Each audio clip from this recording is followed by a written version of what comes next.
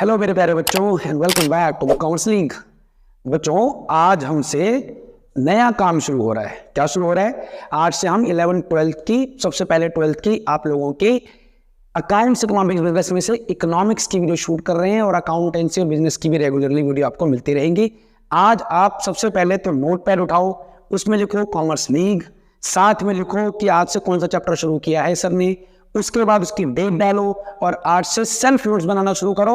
और अगले 15-17 मिनट जब तक की ये वीडियो बन रही है पूरा देखो, इस चैप्टर के बेसिक्स भी क्लियर हो जाएंगे और इससे रिलेटेड कोई भी PYQs करने की कोशिश करोगे, अभी भी जितने करवा दिए जाएंगे आराम से, कोई क्वेश्चन नहीं छूटेगा, पक्की बात है। प्रॉब्लम है कमेंट सेक्शन में लिख दो और वीडियो को अभी के अभी लाइक कर दो, लाइक कर दो, शेयर कर दो और सभी दोस्तों ग्रुप में करना ताकि सबको इसका एडवांटेज मिले। ठीक है, चलो आज की क्लास शुरू करते हैं।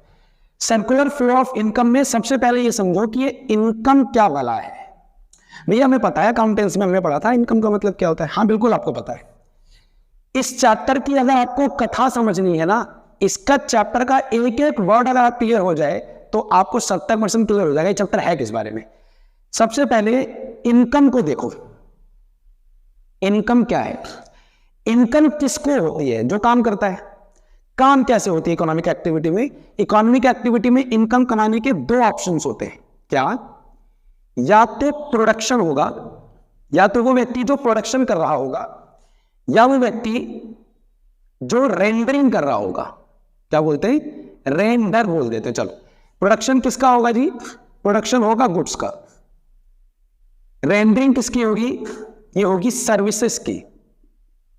पूरी की पूरी इकोनॉमिक एक्टिविटी सिर्फ इसमें तो इकोनॉमिक कही जाती है एक्टिविटी क्योंकि बायलैटरल चीजें हो रही होती है। मतलब आपने बदले में कुछ दिया, एक्सचेंज में सामने वाले ने आपको कुछ दिया, यही होता है। इसीलिए हम इसको इकोनॉमिक एक्टिविटी स्टैब्लिश कर पाते। तो अगर कोई व्यक्ति मार्केट में कोई भी काम हो रहा हो जिससे इनकम आने के चांसेस है, दो ही गतिविधि हो सकती है, या तो गुड्स को प्रोड्यूस किया जा रहा होगा या सर्विसेज को रेंडर किया जा रहा होगा। ठीक है, जब प्रोडक्शन ऑफ गुड्स होता है तो आपको पता होना चाहिए कि प्रोडक्शन ऑफ गुड्स क्या होता है। एक कॉन्टिन्यूअस प्रोसेस है। कौन सा प्रोसेस है? कॉन्टिन्यूअस प्रोसेस है। प्रोडक्शन ऑफ गुड्स ऐसा नहीं है कि एक बार में हो गया उसके बाद छोड़ दिया, ऐसा नहीं होता। 12 महीने लगातार चलता रहता है ये पूरा काम। क्यों चलता रहता है? उसके पीछे क्या रीजन है? दो रीजन हो सकते हैं। एक तो लगातार जो वांट है कंज्यूमर की, जो रिकरिंग वांट्स है। कौन सी? यहां लिख रहा हूं, देखो बेटा, रिकरिंग वांट्स। पहली कि जो चाहत है वो ही पूरी नहीं हो रही और इस रिकरिंग वांट्स की वजह से प्रोडक्शन लगातार करना पड़ रहा है। किनको? प्रोड्यूसर्स को इकोनॉमी में, जो कि हमारे एक कहीं ना कहीं एजेंट है और कंटिन्यूअस प्रोसेस है, लगातार हो रहा है। साथ में वांट्स में पूरी नहीं हो, वांट्स में लगातार हो रही है। एट द सेम टाइम वो अपनी सेटिस्फैक्शन भी लगातार दूसरी चीजों में ढूंढ रहे हैं। सेटिस्फैक्शन में ढूंढ रहे हैं, मतलब ये पसंद नहीं आया अब ये चाहिए, ये नहीं पसंद आया ये चाहिए। इसमें और वेराइटियां दिखाओ भाई। तो जितनी ज्यादा वेराइटियां बढ़ेंगी उतनी ज्यादा सेटिस्फैक्शन की वांट क्रिएट होंगी। वांट्स के लगातार क्रिएशन की वजह से production of goods continuous process हो जाता है। At the same time rendering of services के साथ भी सेम ही है। जब कंटिन्यूअस प्रोसेस होगा तो यहां पर प्रोडक्शन होगा, प्रोड्यूस होंगे गुड्स, प्रोड्यूस गुड्स। ठीक है, गुड्स प्रोड्यूस होगा तो सामने वाले को आप जब इसको बेचोगे, सामान पहले प्रोड्यूस हो गया, प्रोड्यूस होने के बाद क्या करोगे? सेल करोगे और जब सेल करोगे तो इससे क्या मिलेगी? इनकम मिलेगी। तो यहां पर ये चीज स्टैब्लिश हो गई। ये सेम प्रोसेस इनके साथ भी है। सर्विस रेंडर किया जाएगा तो सर्विस रेंडर करने वाला कौन है? Service provider. जिसको सर्विस मिल रही है वो है सर्विस रिसिप्टर या सर्विस रिसीवर। सर्विस रिसीवर बदले में पैसे देगा, सर्विस प्रोवाइडर उसको उसके अगेंस्ट में, उसके एक्सचेंज में सर्विसेज देगा। इकोनॉमिक एक्टिविटी स्टैब्लिश हुई and that is how income यहां पर आपको समझ में आ गया। अब ये इनकम सर्कुलर फ्लो में क्यों है? ये क्या चक्कर होता है? ये क्या बात हुई? चलो समझते हैं, इसको हटाते हैं। देखो, सर्विसेज या प्रोडक्शन करने से जो इनकम आती है वो तब आती है जब मार्केट में उस सर्विसेज को या तो प्रोवाइड किया जाए या फिर जो गुड्स प्रोड्यूस हुए थे उसको मार्केट में सेल्स किया जाए। बस सही है ना? जब प्रोडक्शन होगा, आप मेरे साथ करो, जब प्रोडक्शन होगा तो किन चीजों की आवश्यकता पड़ती है? भाई हमें में तो नहीं होगा ना, अगर कोई चीज बनानी है तो किन्हीं चीजों की तो आवश्यकता पड़ेगी। कोई तो चीज चाहिए, उसको आपने क्या पढ़ा हुआ है हमेशा से? Factors of production. क्या बचा? Factors of production. अब फैक्टर्स ऑफ प्रोडक्शन कितने होते हैं भैया? हमको पता है, बताओ बच्चों। लैंड होती है भैया, लेबर होती है भैया, साथ में कैपिटल होती है। बिल्कुल, आप लोन भी लेते हैं बैंकों से भाई, फाइनेंशियल इंस्टीट्यूशन से आप फाइनेंशियल असिस्टेंस भी लेते हैं सो दैट इन्वेस्ट करके अपना काम करें। साथ में एंटरप्रेन्योरशिप भी होती है। क्या लिख दें थोड़ा गैप बना के? एंटरप्रेन्योर, ये वो व्यक्ति है जो धंधा चलाएगा, बिजनेसमैन। ठीक है। लैंड के बदले में, अब देखो, प्रोड्यूसर प्रोडक्शन करने के लिए क्या ले रहा है? लैंड ले रहा है, लेबर ले रहा है, कैपिटल ले रहा है, एंटरप्रेन्योर ले रहा है।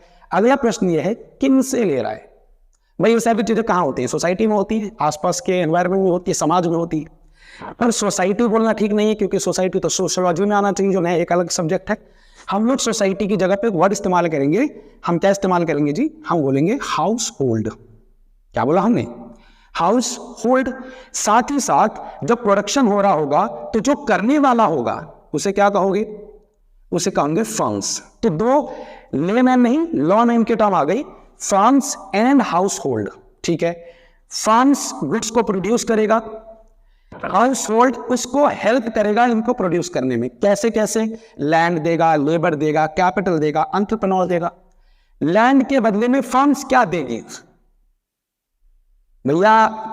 अगर मैं कोचिंग पढ़ा रहा हूं, कोई व्यक्ति कोई वैसे भी काम कर रहा है, कोई परचून की दुकान खोल के बैठा है, कोई कपड़े की दुकान खोल के बैठा है, रेंट तो देना ही है ना। अगर दूसरे का है तो रेंट तो देना ही है, अपना भी है तभी देना पड़ता है। फिर इम्प्लिसिट वाला कॉस्ट बनता है, क्लास 11 आपको याद है। लैंड के बदले में कौन देगा? रेंट। तो फैक्टर्स ऑफ प्रोडक्शन कौन है? Land, labour, capital, entrepreneur. लेकिन इसके अगेंस्ट में जो फर्म एक्सचेंज कर रही है, जो फर्म हाउस होल्ड को दे रही है, हाउस होल्ड का मतलब घरेलू, जिनसे वो सारी चीजें लेती है प्रोडक्शन करने वाली कमीशन या कमेटी। लेबर के बदले में हमारा फर्म क्या देगा? वो कहेगा जी वेजेस ले लो, वो कहेगा जी सैलरी ले लो। ठीक है, हमारे लिए काम करोगे तो हम ये दो तरीके से आपको एक्सचेंज करेंगे। कैपिटल, भाई हमने लोन लिया है तो बदले में हम आपको इंटरेस्ट देंगे, ये भी सही है। साथ में अगर एंटरप्रेन्योर किसी को आपने रखा है, और बिजनेस में अगर मैं भी बिजनेस कर रहा हूं तो मैं भी तो सोसाइटी का पार्ट हूं, मैं भी तो कहीं ना कहीं हाउस होल्ड का पार्ट हूं। तो जब मैं हुई उनका पार्ट और मैं सारा काम मैं कर रहा हूं, तो as an entrepreneur what would I expect? That will be the profit. मुझे तो प्रॉफिट चाहिए भाई। तो फर्म क्या देगी इनको? कहेंगे भैया तुम प्रॉफिट ले लो यार, टेंशन नहीं लेने का। हमने जो प्रीवियस के अगेंस्ट में इंडिविजुअली हम आपको सेटिस्फाई कर रहे हैं, ये सही है। तो हाउस होल्ड को क्या मिला भैया? हाउस होल्ड को मिला फैक्टर। फैक्टर क्यों बोला जाएगा? फैक्टर क्योंकि प्रोडक्शन के फैक्टर ही तो दिए थे, तो उसके बदले में इन्हें क्या मिलेगा? इन्हें मिलेगा फैक्टर इनकम। और फर्म्स के लिए क्या कहा जाएगा उसको? उनके लिए अगर इनकम कहा जाएगा तो इनके लिए भाई साहब पेमेंट कहा जाएगा। तो फर्म्स को क्या देना पड़ा? Factor payment. किसके रूप में? Rent, wages and salary, interest and profit. Clear? अब फैक्टर पेमेंट किसके पास गई? फैक्टर इनकम के रूप में हाउस होल्ड के पास। अब हाउस होल्ड क्या करता है? हाउस होल्ड करता है जी इन्हीं पैसों को वो फर्म्स को दे देता है। क्यों भैया, क्यों दे देगा? क्योंकि बच्चों ये जो गुड्स एंड सर्विसेज प्रोड्यूस कर रहा है हमारा फर्म, ये हाउस होल्ड के लिए ही तो कर रहा है, उन्हीं की तो रिक्वायरमेंट को सेटिस्फाई करने के लिए कर रहा है। ठीक है, इसके बाद भाई गुड्स एंड सर्विसेज, तो इसको अपनी सेटिस्फेक्शन के लिए हमारा हाउस होल्ड फर्म से खरीदेगा, सर्विसेज लेगा तो कोई गुड्स प्रोड्यूस हुआ है तो वो लेगा।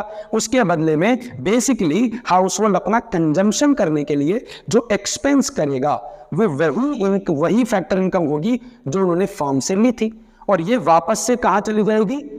फर्म्स के पास। तो आप देख भी रहे हो, फर्म से ही निकली अगेन फर्म्स पे पहुंच गई।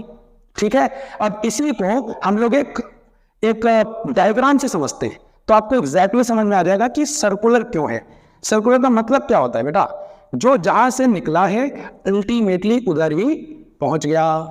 तो अगर इसको आपको एक डायग्राम से समझना हो तो आओ जरा समझते हैं, उसके बाद डेफिनेशन करेंगे, कोई दिक्कत नहीं।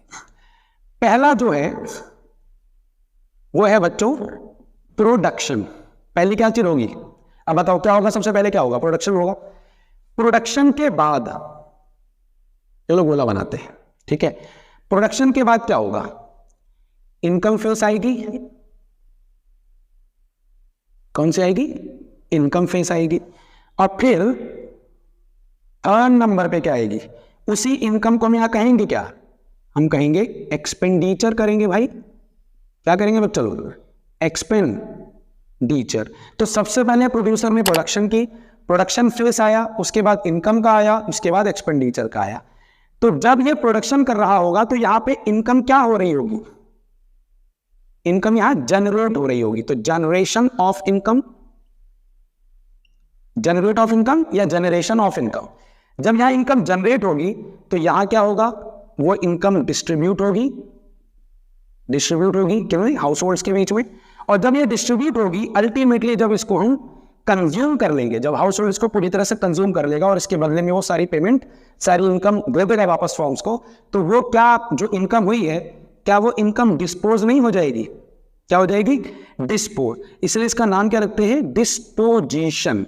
तो generation of income, distribution of income, disposition of income. यहां पे इनकम समाप्त हो जाती है हाउस होल्ड से और वापस से ये प्रोसेस कहां पहुंच जाता है, प्रोडक्शन में। तो देखो एक चीज आपको दिख रही होगी, सबसे पहले प्रोडक्शन हुई, उसके बाद हाउस होल्ड पे आया पैसा, हाउस होल्ड के पास उसने कंजम्पशन की, हाउस होल्ड ने वापस वो पैसा प्रोडक्शन में पहुंचा दिया, प्रोडक्शन मतलब प्रोड्यूसर के पास। तो जहां से निकली थी, जिस फेस से वो इनकम निकली, वापस वहीं पहुंच गई। तो इनकम जहां से निकली वहीं पहुंची, मतलब एक प्रकार से एक सर्कुलर लूप बन रहा है ना यहाँ पर। इसी सर्कुलर लूप को हम कहते हैं सर्कुलर फ्लो। अब क्लियर हुआ कि सर्कुलर फ्लो ऑफ इनकम का मतलब कि जहां से प्रोड्यूसर से सबसे पहले फैक्टर पेमेंट के रूप में जो पैसा गया हाउस होल्ड के पास, रेंट, वेजेस, सैलरी, प्रॉफिट और इंटरेस्ट के रूप में, उन्होंने वापस फर्म को सामान खरीदने के लिए, अपनी कंजम्पशन नीड को पूरा करने के लिए वो पैसा उन्हें दे दिया। जहां से निकला वहीं पर पहुंचा। और क्योंकि सर्कुलर लूप में हो रहा है, this is why this chapter has been named after circular flow of income. Clear हो गया। अब ये जो मैंने तीन चीज लिखी है, इसी का अगर डेफिनेशन बनाए तो क्या डेफिनेशन बना सकते हैं, तो बनाते हैं।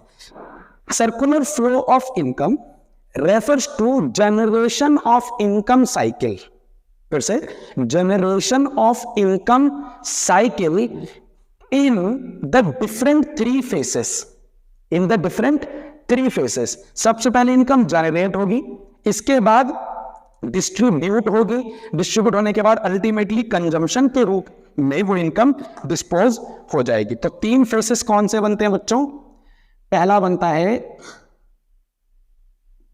जनरेशन, क्या बना, जनरेशन। उसके बाद क्या बना जी, डिस्ट्रीब्यूशन। डिस्ट्रीब्यूशन तो आपको पता होगा बेटा कि जनरेशन जो है वो प्रोडक्शन के लेवल पे होता है, डिस्ट्रीब्यूशन हाउस होल्ड को जब पेमेंट पहुंचती है लैंड लेबर के अगेंस्ट में, उसे डिस्ट्रीब्यूशन कहते हैं। और अल्टीमेटली जब वो पैसा वापस से कंजम्पशन एक्सपेंडिचर के रूप में फंड्स के पास पहुंच जाता है तो उसको कहते हैं डिस्पोजिशन फेस। 3 नंबर का ये फेस से रिलेटेड क्वेश्चन एमसीक्यूज में पहले बहुत आता था, लेकिन अब 1 नंबर में एमसीक्यूज में और कभी कभी 3 नंबर के क्वेश्चन ये बनता ही है। तो कह रहा हूं मतलब बनता है। इसको आप सही से इसको समझ गए हो, मुझे दिक्कत नहीं है, आई होप आपको भी कोई दिक्कत नहीं होगी और आपको अच्छा भी लग रहा होगा। तो अभी वीडियो पे लाइक कर सकते हो, शेयर कर सकते हो वीडियो को खत्म होने के बाद, और कोई प्रॉब्लम आए तो कमेंट बॉक्स में मुझे बताओ, किसी भी चीज से लेकर आओ, I will answer for sure. इसके बाद ये पूरा गेम हम समझ गए। अब मुझे बताइए कि जो प्रोडक्शन होती है वो कौन सा प्रोसेस है। तो कहते भैया अभी तो आपने बताया था कंटिन्यूअस प्रोसेस। बेटा जो चीज कंटिन्यूअस होती है वो क्या एक पॉइंट ऑफ टाइम पे होती होगी या एक over the period of time होती होगी। अब आप जवाब दोगे भैया नहीं, एक बार में तो नहीं होगी, लंबे समय के लिए होगा। तो अगर वो लंबे समय के लिए होगा तो यहां इसके लिए 2 कॉन्सेप्ट आपको मिलते हैं देखने को। एक का नाम होता है स्टॉक कॉन्सेप्ट, एक का होता है फ्लो कॉन्सेप्ट। बेसिकली स्टॉक या फ्लो कॉन्सेप्ट के अंदर हम वेरिएबल्स को डिस्कस करते हैं बच्चों। किसको, जैसे माइक्रो इकोनॉमिक्स में आपका था ना डिमांड सप्लाई, और मैक्रो इकोनॉमिक्स में क्या हो जाता है aggregate demand and aggregate supply. ठीक, यहाँ पे नेशनल इनकम आती है, वेल्थ आती है, एम्प्लॉयमेंट आती है, बड़े लेवल की इकोनॉमी एज ए होल की बात करते। जैसे माइक्रो इकोनॉमिक्स में बेसिक लेवल पे आप चीजें कर रहे थे, इंडिविजुअल लेवल पे आप स्टडी कर रहे थे।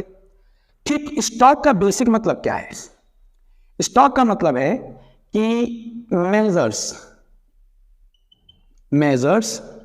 the stock of goods at particular ये ध्यान रखना है बच्चों, पर्टिकुलर पॉइंट ऑफ टाइम,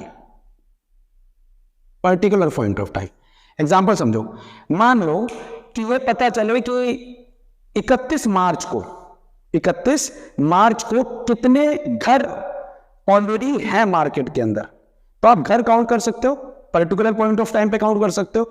लेकिन अगर मैं कहूं कि पिछले 1 साल में कितने घर कंस्ट्रक्ट किए गए, कितने घर बनाए गए, कितनी कुर्सियां ऑर्डर की गई, कितनी कुर्सियां बेची गई, तो एक पॉइंट ऑफ टाइम में तो सारी कुर्सियां नहीं बेची गई होंगी।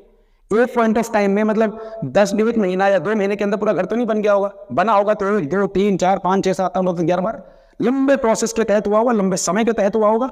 इसलिए बोलते हैं कि फ्लो कॉन्सेप्ट में उन वेरिएबल्स को मेजर किया जाता है जिनको हम it measures over the period of time,